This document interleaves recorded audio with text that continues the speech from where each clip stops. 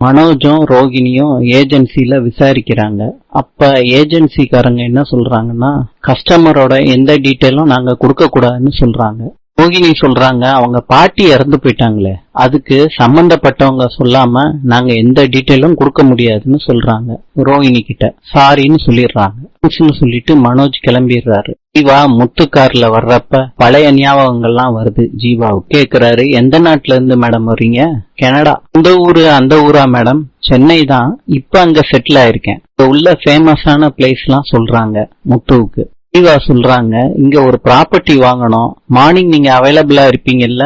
Registration office போகணும். Okay madam, நம்பருக்கே கால் பண்ணுங்க, நான் வந்துடுறேன். உங்களுக்கு போகணும் முத்து, ஸ்ட்ரெயிட்டா போங்க. விஜயா சொல்றாங்க, மனோஜ் கிட்டையும் ரோகிணி கிட்டையும் குடும்பத்தோட நம்ம கோயிலுக்கு போறோம். இனி உங்க அப்பா ஜெயில இருக்காங்கல்ல, சீக்கிரத்திலே ரிலீஸ் ஆகி வரணும்னு நம்ம பரிகாரம் பண்ண போறோம். நேற்று 48 நாளும் ரோகிணி பாய உரிச்சுதான் படுக்கணும். இதுலதான் ரோகிணி சாப்பிடணும். அதுக்கு முன்னாடி பச்சை தண்ணி கூட குடிக்க கூடாது, சரியா? 12 மணி நேரம் சாப்பிடாம இருக்கணுமாமா.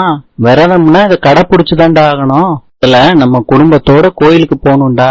அதுக்கிட்டையும் விஜயா சொல்றாங்க. மீனா சொல்றாங்க, சில பேரு பாதியிலே இந்த விரதத்தை விட்டுருவாங்க, ரொம்ப கஷ்டமா இருக்கும் அத்தை அப்படின்னு சொல்றாங்க. ரோகிணி அவங்க அப்பாவுக்காண்டி வேண்டிக்க போறா. நம்ம குடும்பத்தோட போய் ஆதரவு கொடுக்கணும்ல அப்படின்னு அண்ணாமலை சொல்றாரு. அண்ணாமலை சொல்றாரு, முத்துவையும் வர சொல்லு கோயிலுக்கு. முத்துவுக்கு மீனா போன் பண்ணி வர சொல்றாங்க. சாமி கிட்ட விஜயா அறிமுகப்படுத்தி வைக்கிறாங்க.